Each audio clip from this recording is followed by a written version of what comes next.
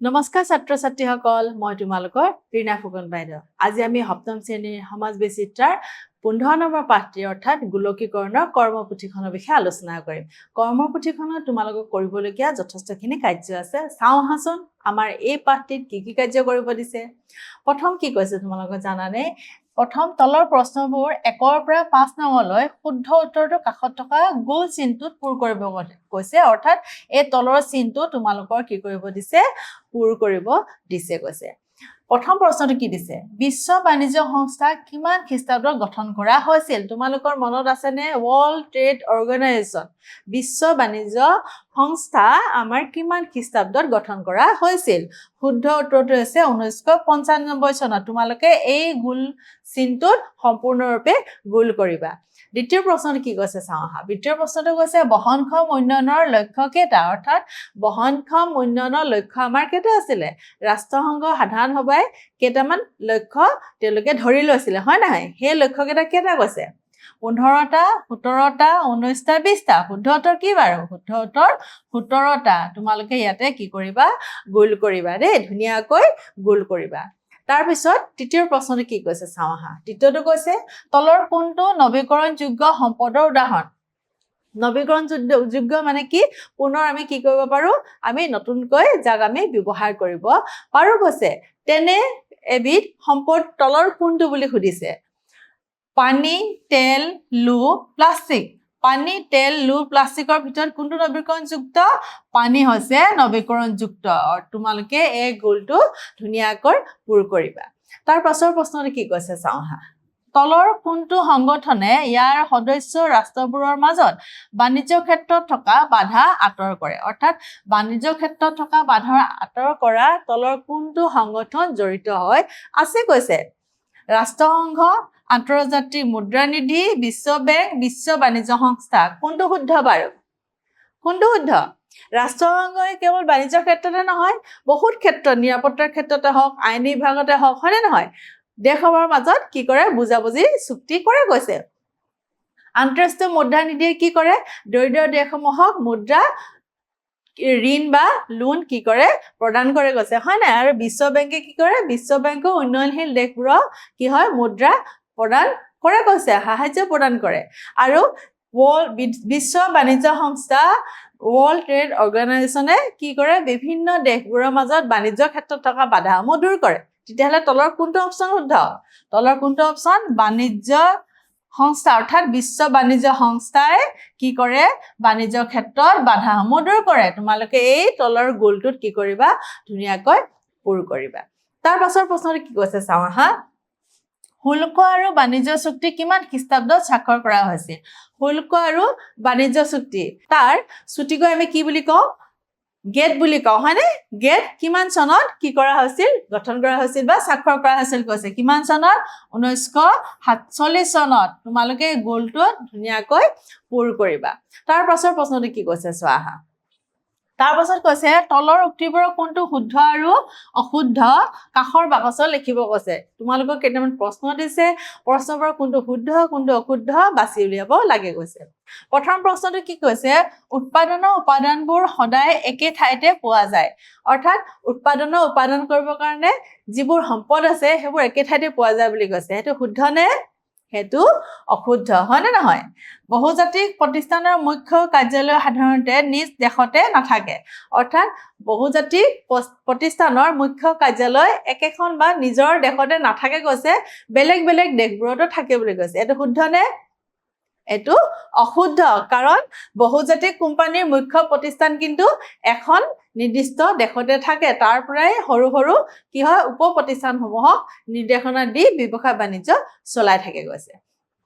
তাৰ পাছৰ প্ৰশ্ন চাওঁ আহা গোলকীকৰণে বহনক্ষম উন্নয়নৰ লক্ষ্যবোৰ পূৰণ কৰাত সহায় কৰে অৰ্থাৎ গোলকীকৰণে বহনক্ষম যি লক্ষ্য লৈছিল ৰাষ্ট্ৰসংঘই সেই লক্ষ্যসমূহ পূৰণ কৰাত সহায় কৰে গৈছে শুদ্ধ নে এটো সম্পূৰ্ণৰূপে শুদ্ধ উত্তৰ হয়নে নহয় তাৰ পিছত কি কৈছে উৎপাদন কেন্দ্ৰবোৰে সম্পদৰ সীমিত ব্যৱহাৰ প্ৰতি লক্ষ্য ৰাখিব লাগে অৰ্থাৎ উৎপাদনকাৰীয়ে যিবোৰ সম্পদ আছে প্ৰাকৃতিক সম্পদ আছে সেই প্ৰাকৃতিক সম্পদসমূহ যেতিয়া ব্যৱহাৰ কৰিব তেওঁলোকে লক্ষ্য কৰিব লাগিব যাতে সেই সম্পদসমূহ অপব্যৱহাৰ নহয় সেইটো শুদ্ধ নে অশুদ্ধ সেইটো সম্পূৰ্ণৰূপে শুদ্ধ তাৰ পিছত কি কৈছে চা বুজাবুজি চুক্তিৰ ফলত দেশবোৰৰ মাজত আন্তৰ্জাতিক সহযোগিতা বৃদ্ধি পায় অৰ্থাৎ বৈদেশিক নীতিৰ দ্বাৰা কি হয় বুলি কৈছে দেশবোৰৰ মাজত কি হয় আন্তৰ্জাতিক সহযোগিতা এখন দেশে আন এখন দেশক সহযোগিতা কৰাৰ ক্ষেত্ৰত সহজ হয় বুলি কৈছে এইটো শুদ্ধ নে অশুদ্ধ এইটো সম্পূৰ্ণৰূপে শুদ্ধ তেতিয়াহ'লে আমি ইয়াতে শুদ্ধ আৰু অশুদ্ধৰ বিষয়ে গম পালো হয় নে নহয় তাৰ পাছৰ প্ৰশ্নটো কি কৈছে চোৱা তাৰ পাছৰ প্ৰশ্ন খালী ঠাই পূৰণ কৰা গৈছে ভূমি হল উৎপাদনৰ এটা কি ভূমি উৎপাদনৰ এটা কি হয় উপাদান উৎপাদনৰ এটা কি হয় উপাদান ৰপ্তানিৰ জৰিয়তে দেশ এখনে উপাৰ্জন কৰিব পাৰে ৰপ্তানিৰ জৰিয়তে দেশ এখনে কি উপাৰ্জন কৰিব পাৰে তুমি বস্তুবোৰ যেতিয়া বেলেগ এখন দেশত দিবা তেতিয়া সেই বস্তুটো দিয়াৰ বিনিময়ত তুমি কি লাভ পাবা কি পাবা বাৰু মনত আছে নে অলপমান আমি কি পাওঁ আমি অৰ্থ টকা পইচা আমি পাওঁ হয়নে নহয় গোলকীয়কৰণৰ ফলত দেশবোৰৰ মাজত পৰস্পৰ দ্বেষ বৃদ্ধি পায় গোলকীকৰণৰ ফলত এখন দেশে আন এখন দেশৰ ওপৰত কি হয় নিৰ্ভৰশীল হয় সেইবাবে গোলকীকৰণৰ ফলত দেশবোৰৰ মাজত কি হয় নিৰ্ভৰশীলতাৰ বৃদ্ধি হয় এখন দেশে আন এখন দেশৰ লগত নিৰ্ভৰশীল হ'ব লগা হয় কৈছে তাৰ পাছৰ প্ৰশ্নটো কি কৈছে চোৱা ৰাষ্ট্ৰসংঘৰ দ্বেষ ইয়ে বহনক্ষম উন্নয়নৰ লক্ষ্য গ্ৰহণ কৰে অৰ্থাৎ ৰাষ্ট্ৰসংঘৰ কোনে বহনক্ষম লক্ষ্য উপনীত কৰাত কি কৰে এই লক্ষ্যসমূহ ধৰি দিছে কৈছে কোনে সাধাৰণ সভাই হয় নে নহয় তাৰ পাছৰ শেষৰ খালী ঠাই পূৰণ কৰাটো চোৱা গোলকীকৰণে বৃহৎ পৃথিৱীখনক এখন ড্ৰেছৰ পৰিণত কৰিছে অৰ্থাৎ গোলকীকৰণে এখন গোটেই পৃথিৱীখনক কিহলৈ ৰূপান্তৰিত কৰিছে কৈছে কিহলৈ ৰূপান্তৰিত কৰিছে কৈছে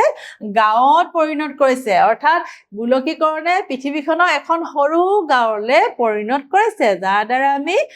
এখন ঠাইৰ পৰা আন এখন ঠাইলৈ যোগাযোগ কৰাৰ ক্ষেত্ৰত অতি সহজ হয় বুলি কৈছে তাৰ পাছত কি কৈছে চাওঁ আহা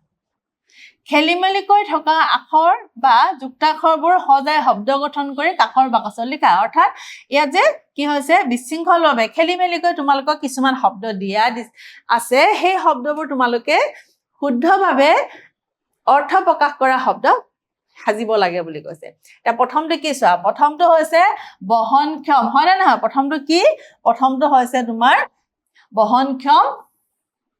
শব্দ তাৰ পিছতো কি কৰিছে খেলিমেলিকৈ দিয়া শব্দটো কি কৈছে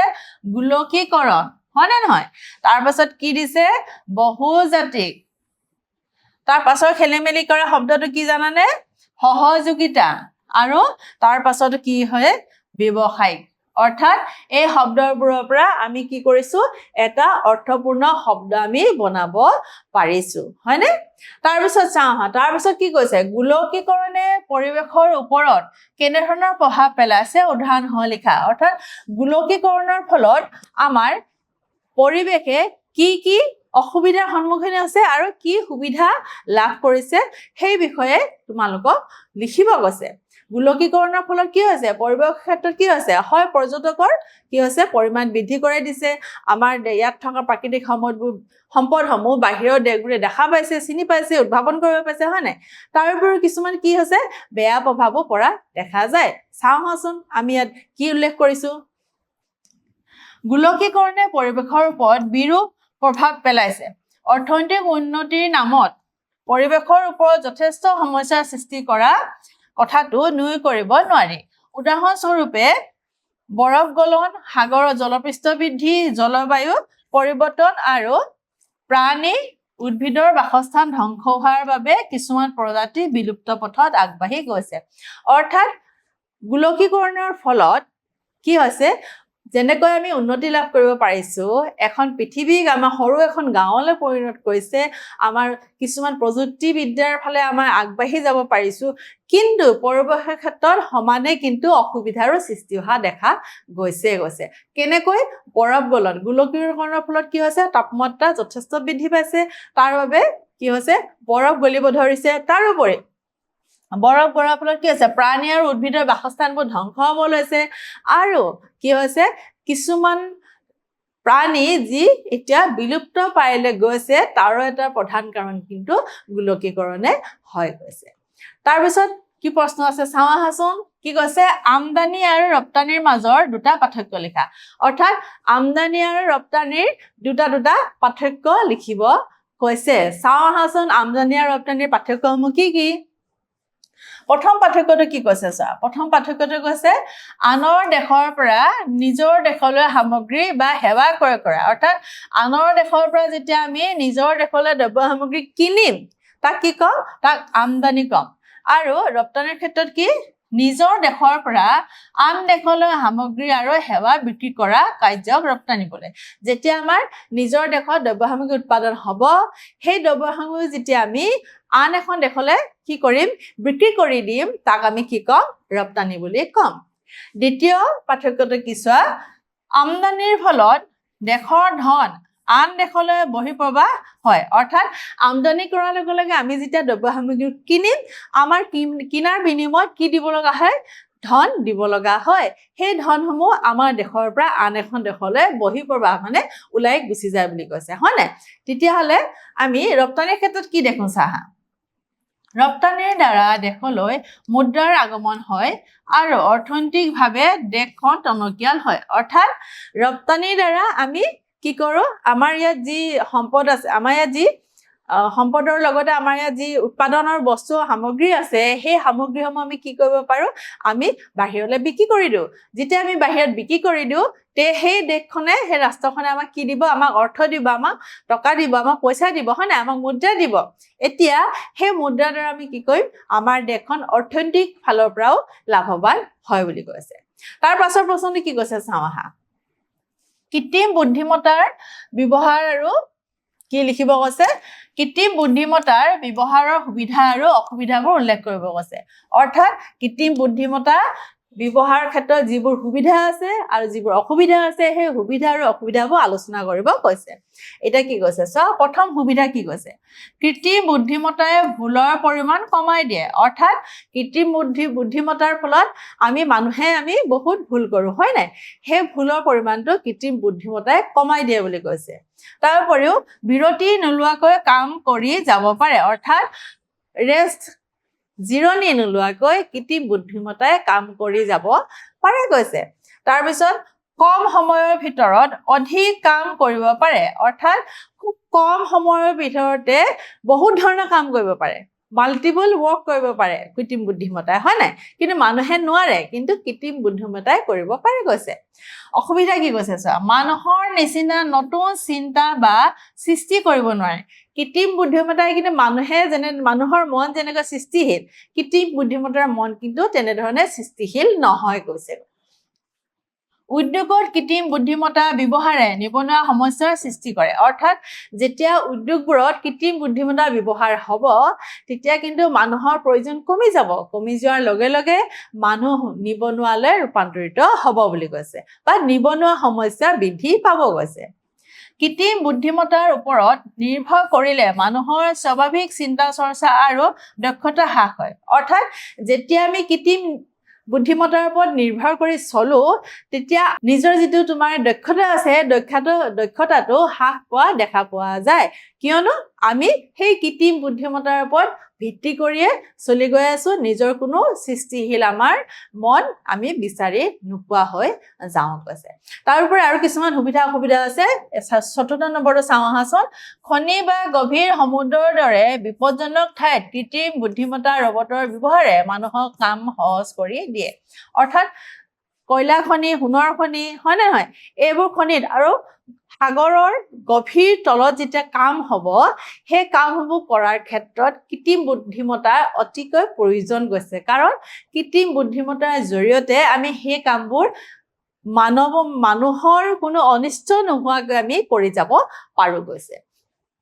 অসুবিধাৰ ক্ষেত্ৰত কি কৈছে চোৱা ব্যক্তিগত তথ্যৰ গোপনীয়তাৰ ক্ষেত্ৰত সমস্যাৰ সৃষ্টি হয় আৰু অপব্যৱহাৰৰ সম্ভাৱনা থাকে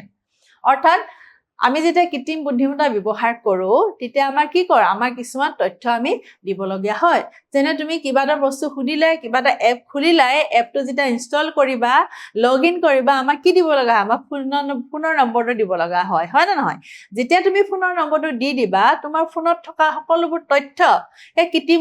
বুদ্ধিমত্তাই লৈ ল'ব আৰু সেই তথ্যসমূহ তেওঁলোকে কি কৰি নাৰাখে তেওঁলোকে সুৰক্ষিত কৰি নাৰাখে তাৰ দ্বাৰা আমাৰ যি তথ্য আছে সেই তথ্যসমূহ গোটেই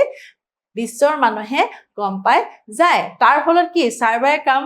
হোৱাৰ সম্ভাৱনা যথেষ্ট বৃদ্ধি পাই গৈছে হয় নাই এতিয়া চাওঁ আহাচোন তোমালোকক এটা শব্দ শৃংখল কৰিব দিছে কি কৰিব দিছে এটা শব্দ শৃংখল তোমালোকক পূৰ কৰিব দিছে দেখিছানে তোমালোকে বাকচটো দেখিছানে নাই এই বাকচটো তোমালোকক পূৰ কৰিব দিছে এই বাকচটো তোমালোকে কি কৰিব লাগিব চাওঁ আহাচোন প্ৰথম কি কৈছে চোৱা থিয়কৈ এই বাকচটোত কি কৰিব লাগে তোমালোকে পূৰ কৰিব লাগে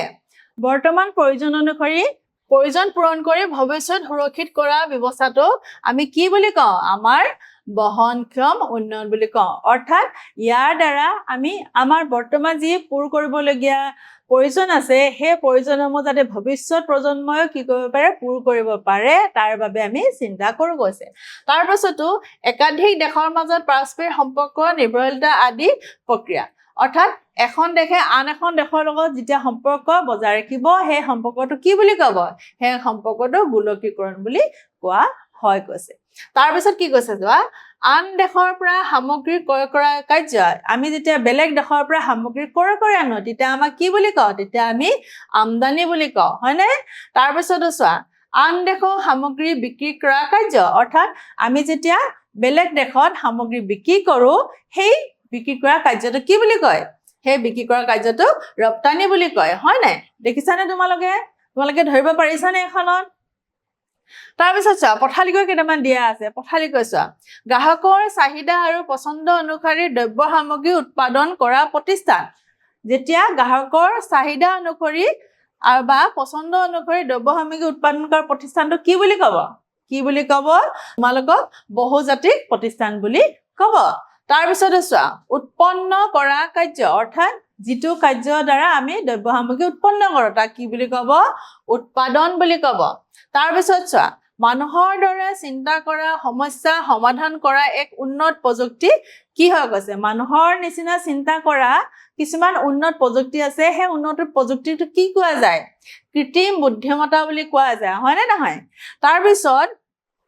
আনৰ ওপৰত আশ্ৰয় বা ভৰসা কৰা কাৰ্যক যেতিয়া আমি আনৰ ওপৰত ভৰসা কৰিম সেই কাৰ্যক কি বুলি ক'ম সেই কাৰ্যক আমি ক'ম নিৰ্ভৰশীলতা তাৰ পিছত এখন দেশে আন দেশৰ লগত পৰস্পৰে জড়িত হৈ পৰা কাৰ্যক কি বুলি কয় এখন দেশে আন এখন দেশৰ লগত জড়িত হৈ থাকিব সেই দেশৰ লগত জড়িত হৈ থকা কাৰ্যক কি বুলি ক'ব বিশ্বায়ন বুলি ক'ব অৰ্থাৎ এই তোমালোকৰ শব্দ শৃংখলত যিমানবোৰ শব্দ দিয়া আছে সেই শব্দসমূহ আমি এই তোমালোকে থিয় কৰাৰ পথালিকৈ দিয়া প্ৰশ্নসমূহৰ উত্তৰ তোমালোকে মনত থাকিলানে বৰ্তমান প্ৰয়োজন পূৰণ কৰি ভৱিষ্যত সুৰক্ষিত কৰা কি বুলি কয় বহন সক্ষম বুলি কয় হয় নে নহয় তাৰ পিছত একাধিক দেশৰ মাজত পাৰস্পৰিক সম্পৰ্ক নিৰ্ভৰশীলতা আদি প্ৰক্ৰিয়া কি বুলি কয় গোলকীকৰণ বুলি কয় আন দেশৰ পৰা সামগ্ৰী ক্ৰয় কৰা কাৰ্য কি বুলি কয় আমদানি বুলি কয় আন দেশক সামগ্ৰী বিক্ৰী কৰা কাৰ্য কি বুলি কয় ৰপ্তানি বুলি কয় গ্ৰাহকৰ চাহিদা আৰু পছন্দ অনুযায়ী দ্ৰব্য সামগ্ৰী উৎপাদন কৰা প্ৰতিষ্ঠানক কি বুলি কয় বহুজাতিক বুলি কয় উৎপন্ন কৰা কাৰ্যক কি কয় উৎপাদন বুলি কয় মানুহৰ দৰে চিন্তা কৰা মানুহৰ সমস্যা